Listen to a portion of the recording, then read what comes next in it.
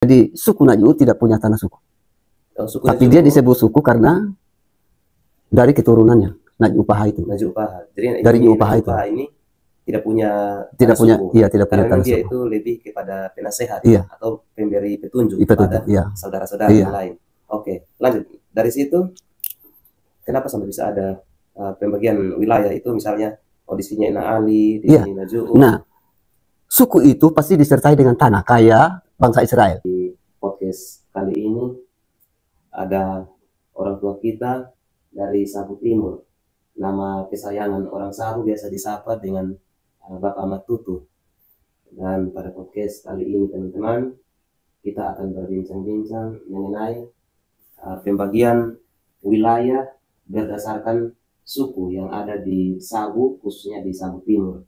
Dan dari video ini bisa menjadi suatu wawasan atau pengetahuan untuk teman-teman kita yang orang Sabu ataupun yang non Sabu, bisa tahu cerita tentang pembagian wilayah berdasarkan suku. Dan pada kesempatan ini, Bapak Ahmad Tutu selaku orang tua yang tahu cerita tentang pembagian wilayah berdasarkan suku, bisa memaparkan sebuah cerita yang akan jadi satu warisan untuk anak cucu ke depan atau di masa depan.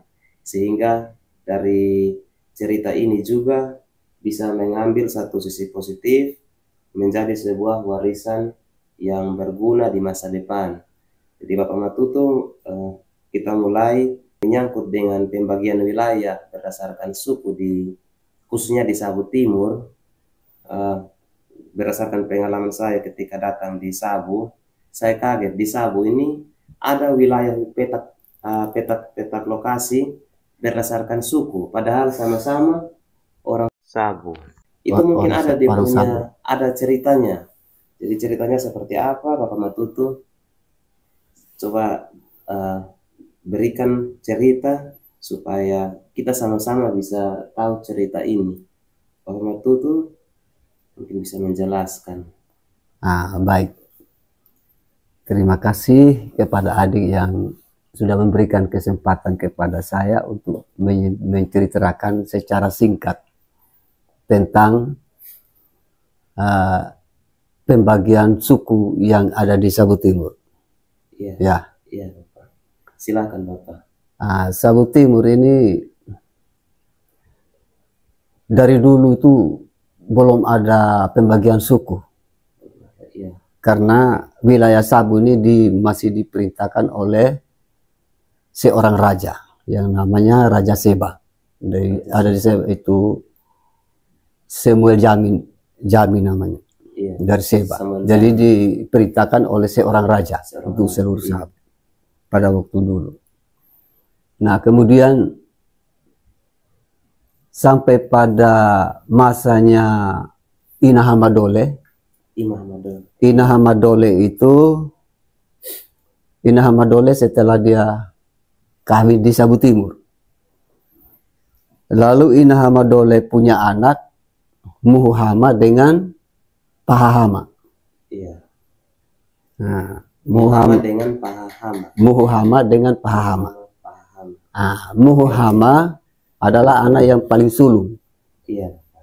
Lalu pada waktu itu terjadilah perang saudara. Pernah terjadi perang saudara. Perang saudara antara orang Sabu dengan orang Seba dengan Sabu Timur. Iya. Lalu Muhama ini dia meninggal di medan perang. Iya. Dia dibunuh oleh orang Seba. Nah, di tempat kematiannya ditanam dengan sebatang pohon beringin. Iya. Disebut dengan itu pohon itu Wegadedala namanya. Iya. Turun-turun SMA itu. SMA Sabu Timur. Sabu Timur.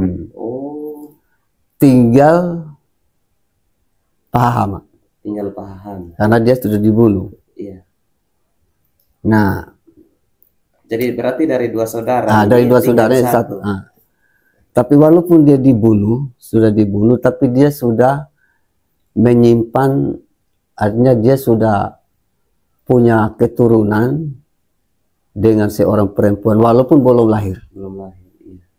Walaupun belum lahir, tapi dia sudah punya istilahnya penerusnya dia. Penerus ada.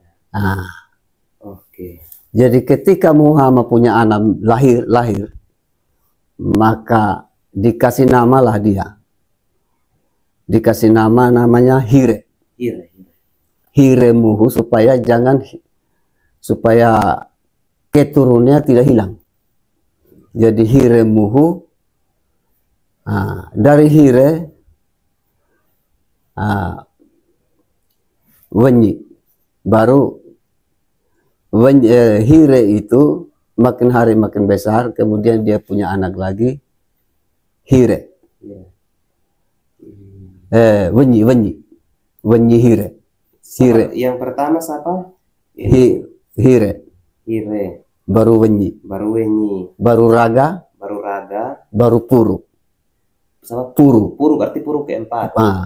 Maka karena dia sudah turun dari keturunan laki-laki, maka dibentuklah satu suku di situ disebut dengan Udunapuru. Udunapuru. Suku Napuru gitu. Udunapuru. Nah, dari Napuru baru ada lagi Kerogo lagi dari situ. Tapi itu suku dari keturunan daripada Muhammad. Sabar Bapak. Kerogo itu apa? Kerogo itu artinya pengembangan dari suku. Oh, pengembangan dari suku. Jadi suku dulu baru ada Kerogo. Oh, jadi kayak misalnya rumpun suku begitu. Iya. Oh, rumpun suku ini begitu. Itu lanjutan dari situ, ada pengembangan lah dari situ. Iya. Jadi suku dulu baru ada Kerogo. Kerogo itu cabang daripada suku itu. Iya. Lalu Pahahama. Ada suku di suku Napuru toh, di keturunan daripada Muhammad toh. Pada Muhammad. Sudah ada sukunya. Iya. Tanah suku pasti ada dia punya tanah suku. Iya. Suku Napuru namanya. Dengan dia punya tanah sukunya sekaligus. Iya. Lalu keturunan daripada Pahahama. Pahahama ada dia punya anak Lai Paha nga Iupaha. Iya. Dua orang toh. Nah, Lai Paha dengan Iupaha. Lai siapa? Lai Paha. Lai Paha dengan ini apa? Naju Paha. Paha apa lagi? Yang kedua. Pahama. Iupaha nga Iupaha sudah. Naju Paha. Oke. Iupaha nga Lai Paha. Artinya Lai Paha yang kakak, Iupaha yang adik. Oke. Lalu Lai Paha lalu dia punya anak Murilai. Kan Lai Paha tadi. Iya. Era Muri. Ada Muri baru Kebi Muri. Era Kebi baru dia punya anak ada 5 orang. Baru dari Kebi Muri ini. Muri Lai Pahahama toh. Iya. Era Kebi, ada Kebi. Kemudian Kebi punya anak ada Eli. Tadu. Dowu. Rai. Taga terakhir. Taga Kebi terakhir. Oke. Terus sampai di lapisan ini baru ada pembagian suku. Ada suku Naale. Jadi dari ini 5 bersaudara ini. Baru ada namanya suku. Oke. Ada pembagian suku di Sabu Timur, ada suku Naali berdasarkan nama orangnya. Nama orang. Ada suku Natadu. Dari Tadu Kebi ini. Ya. Suku Natadu dari Tadu Kebi. Nali Kebi. Ali Kebi. Oke. Jadi ada suku Nali. Ya. Yang ketiga Dowu. Dowu itu. Suku Dowu itu. Iya. Kolorai dari Rai Kebi juga. Oh, Rai Kebi. Ada suku Kolorai. Dari Rai Kebi juga. Nah, Taga Kebi ini karena dia berbuat kesalahan terhadap saudaranya, maka dia larilah ke sana, ke ke Seba sana. Seba, Sabu Barat. Iya. Jadi lagi satu suku di sana, entah suku Nataga atau bagaimana, karena Nataga di sana juga banyak. Larilah ke arah barat sana. Iya. Nah, mulai dari saat itu makanya ada suku di Sabu. Suku di Sabu Timur ini ada suku Nali, Natadu, karena berdasarkan nama yang empat tadi. Yang empat tadi. Alikebi Itu lari ke sana. Jadi dia tidak punya bagian di sini. Tidak ada bagian di Sabu Timur. Karena dia sudah lari ke sana, ke Seba. Lalu Yuupaha. Yuupaha ada Galiyu. Nah, Yuupaha ini kenapa dia tidak punya tanah suku? Karena dia itu dipakai oleh saudara-saudaranya sebagai orang yang istilahnya pemberani. Yang kedua, dia orang saudara-saudaranya memakai dia sebagai yang melakukan ritual. Ritual ketika ada terjadi peperangan prasaudara dalam hal apa saja. Dalam hal apa saja menyangkut adat yang menyangkut adat macam ke ritual pembuatan dermaga kan dibuat ritual. Iya. Dan orang-orang ini sudah yang buat. Berarti yang melakukan itu. Dia itu ini sama seperti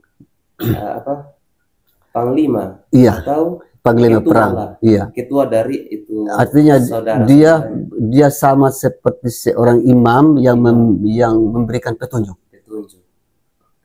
Kayak seperti kalau kita mau ambil contoh itu seperti bangsa Israel lah. Penasehat lah. Seperti penasehat. Kalau dia bilang jangan maju ke medan perang, orang lain tidak boleh maju. Nah, kalau kita kembali ke zaman perjanjian lama, dia ibaratnya seperti keturunan Lewi. Iya. Jadi dia meminta petunjuk atau dia melakukan ritual dulu. Iya. Bagaimana kalau dia dilihat daripada hasil kerjanya dia. Kalau dia bilang maju ke medan perang, maju. Kalau dia bilang jangan karena dilihat daripada hasil itu. Begitu. Jadi suku Naj'u tidak punya tanah suku. Tapi dia disebut suku karena dari keturunannya Naj'upaha itu. Naj'upaha. Jadi dari Naj'upaha itu. Ini tidak punya suku. Iya, tidak punya tanah dia suku. itu lebih kepada penasehat atau pemberi petunjuk kepada saudara-saudara yang lain. Oke, lanjut.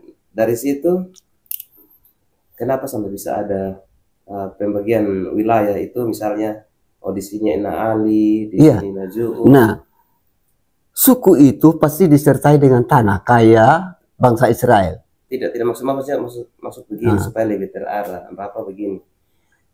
Kan awalnya suku Naj'u ini peran atau fungsinya yang ditanggul atau fungsi yang dipikul oleh pekerjaan utamanya itu membuatnya tidak punya tanah suku. Tidak punya tanah suku. Lalu bagaimana sampai sekarang ini Naj'u punya tanah suku? Tidak punya tanah suku. Jadi, kalau kita ada di sini bukan tanah suku. Ini karena jasa.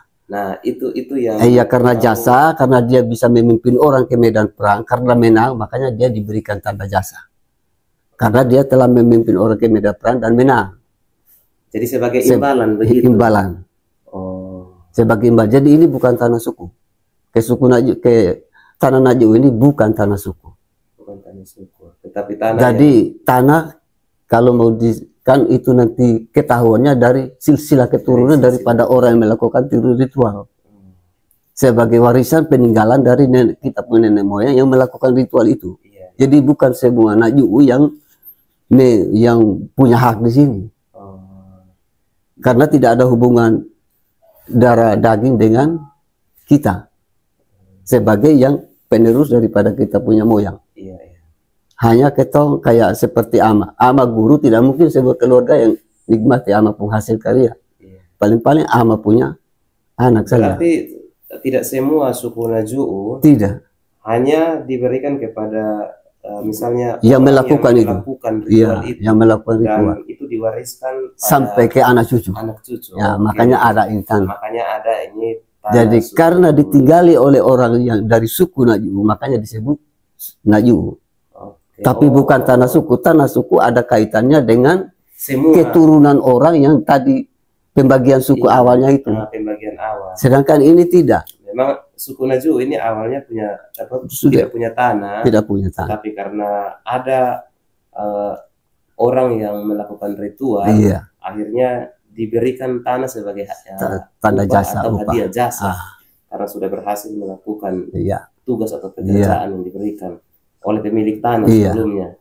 Nah, lalu ya berarti tanah Naju ini bukan disebut tanah suku. Sebenarnya bukan begitu. Karena ditinggali oleh orang yang punya suku dari suku Naju tadi. Warisan diturunkan kepada yang punya jasa. Sebenarnya yang punya jasa dari nenek moyang kita yang punya hubungan darah daging kita saja. Yang sebenarnya yang punya kewenangan di sini. Jadi bukan semua Naju yang punya kewenangan di sini. Banyak Naju. Kalau banyak Naju, tapi tidak semua. Tidak semua. Mereka boleh tinggal sebagai anak suku, tapi mereka tidak punya hak untuk lebih, begitu. Lebih dari yang punya hak lebih. Yang punya warisan. Iya, punya warisan. Oh, begitu. Seperti orang yang tinggal dalam satu rumah. Oke, Bapak.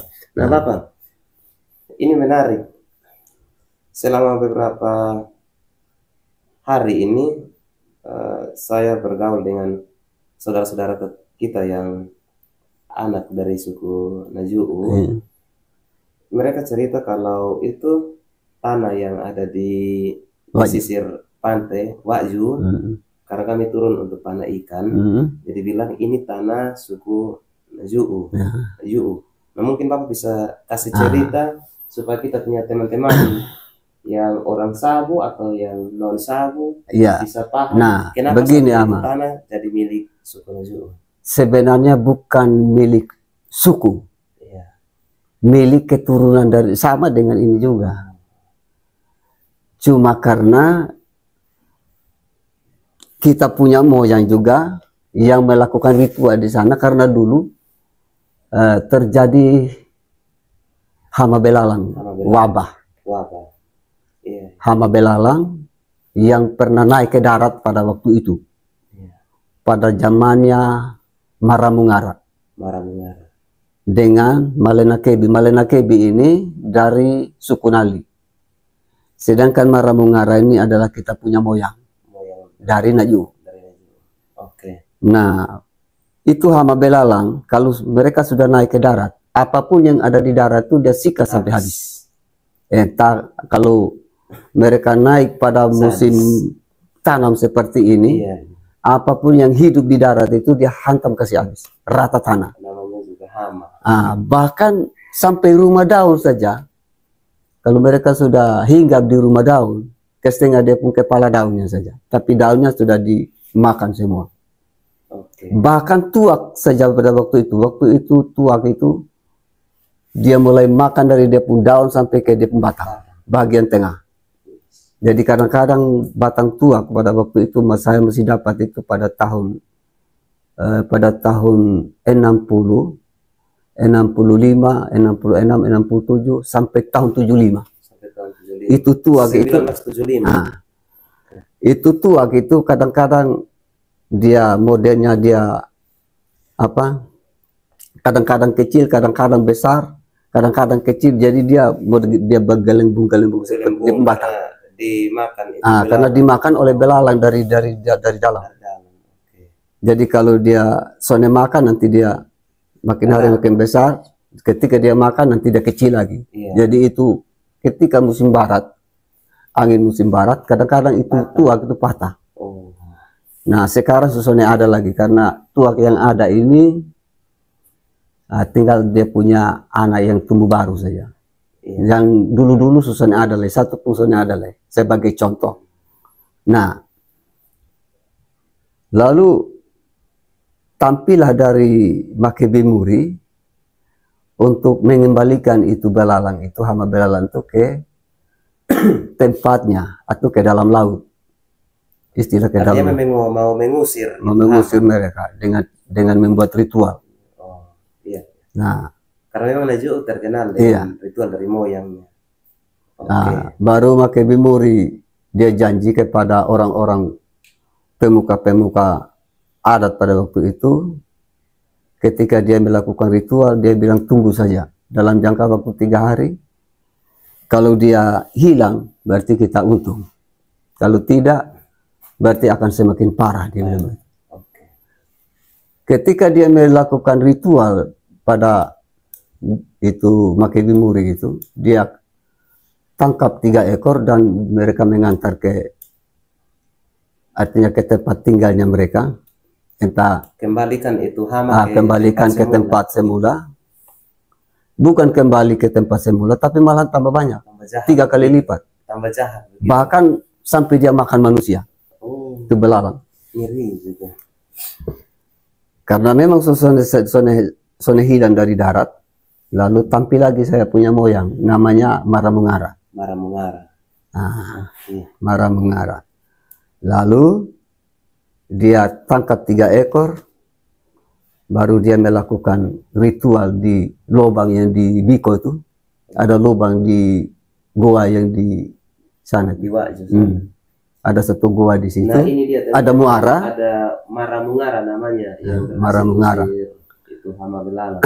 Maramungara. Lalu dia mulai buat ritual dan dia tangkap 3 ekor. Baru dia pakai pakaian adat, baru dia antar masuk ke dalam laut. Entah dia jalan bagaimana sehingga dia bisa tembus sampai di Jawa Hinakepai, artinya sampai di tengah laut.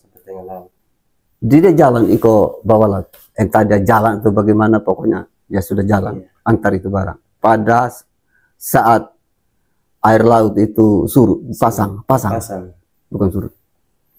Nah, dia jalan antar sampai di Jawa Hinakepai istilahnya.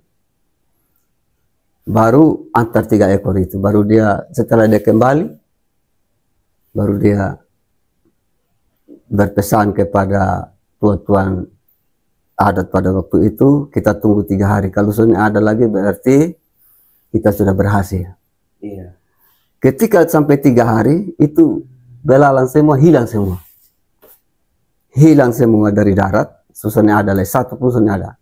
Iya. Lalu pemuka-pemuka adat pada waktu itu mereka bertanya, kira-kira ini hama belalang sudah tidak ada di darat, bagaimana?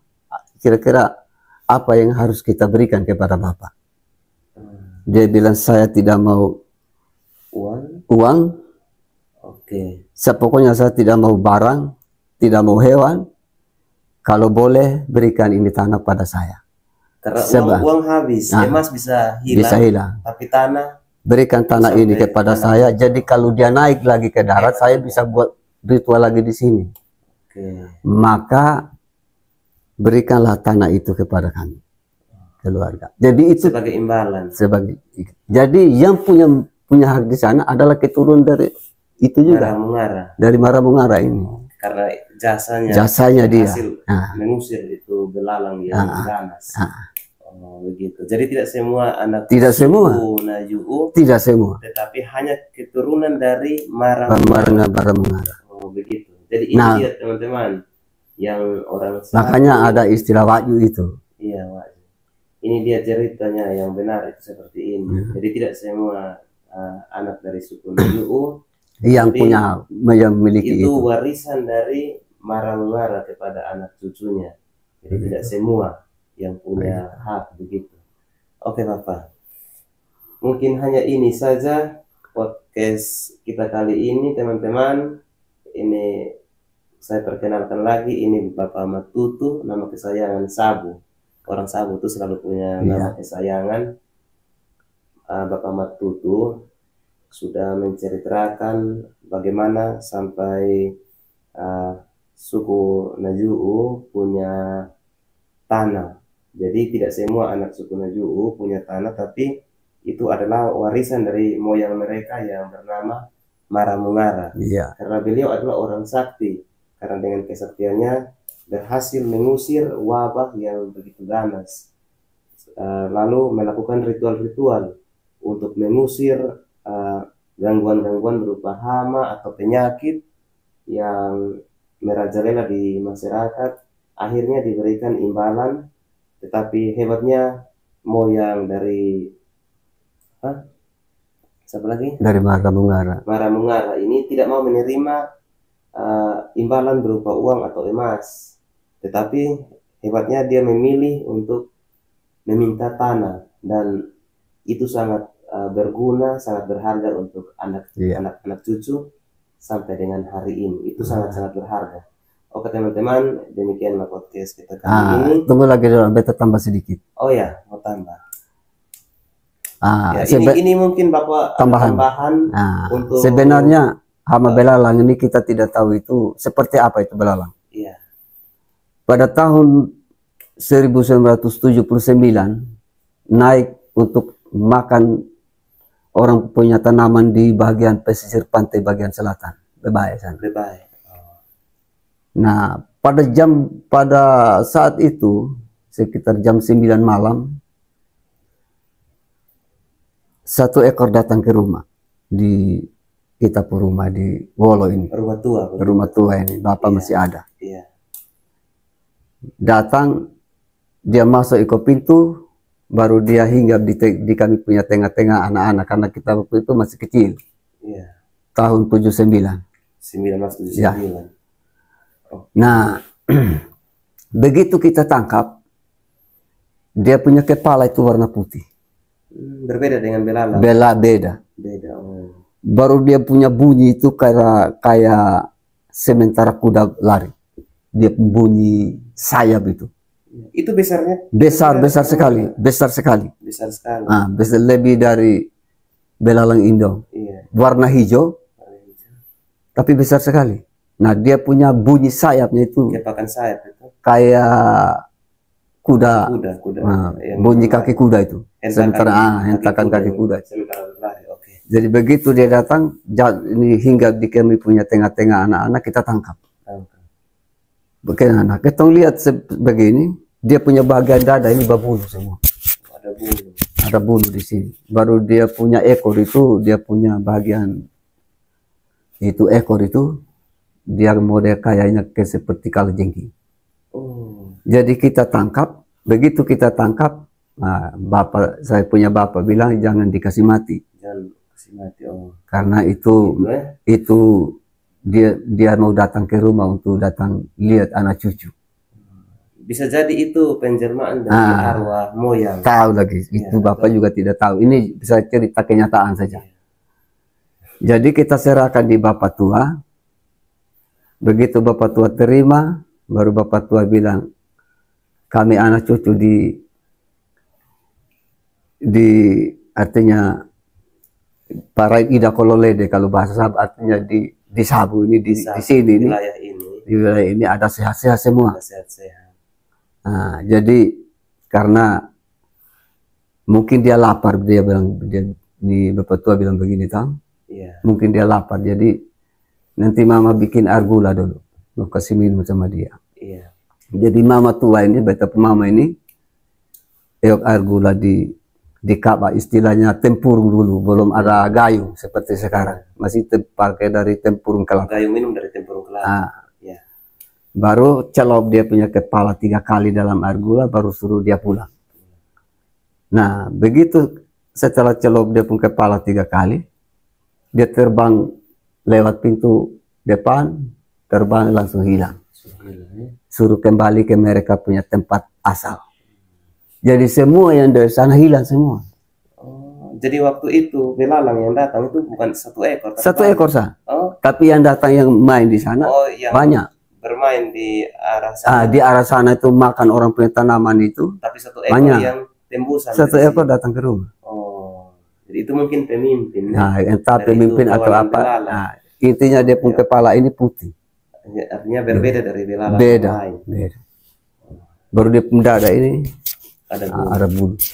Ekor kalajengking. Nah, itu dia cerita yang menarik. Ini jadi hilang semua sudah yang dari sana. Artinya yang Bapak alami fakta yang saya alami waktu ketong jadi besar. Kalau yang naik pertama kan ketong belum ada tuh. Artinya yang tadi dari Bapak tahun 79, tahun 1979 itu baru naik di sana. Di bagian desa Bebae sana. Hantam orang punya tanaman-tanaman di sana sampai habis. Satu malam sah. Baru satu ekor datang ke rumah. Nah, ini kenyataan karena kita saksikan dengan adik-adik kakak dong tahun. Oke, sampai di sini kok Bapak. Nanti teman-teman bisa saksikan seri selanjutnya. Ini Bapak Matutu ini sangat banyak cerita ataupun legenda yang bisa bagikan untuk kita semua supaya menjadi satu wawasan atau pengetahuan untuk kita. Dan ini mempunyai sisi positif untuk kita karena kebanyakan dari peristiwa-peristiwa suku, ini kita berbicara suku yang lain, itu tidak saling mengenal, mereka tidak kenal cerita mereka dari leluhur mereka yang menjadi warisan yang sebenarnya itu kekayaan untuk mereka sendiri, tapi karena tidak ada yang menuturkan, hilang begitu saja sehingga mereka seolah seperti kehilangan identitas. Karena itu bagi saudara semua yang orang Sabu, tetap nantikan seri selanjutnya. Semoga ini menjadi sebuah wawasan untuk membuka pemahaman kita menjadi warisan budaya yang berharga untuk kita semua. Salam. Selamat Bapak. Selamat. Terima kasih Bapak. Sama-sama.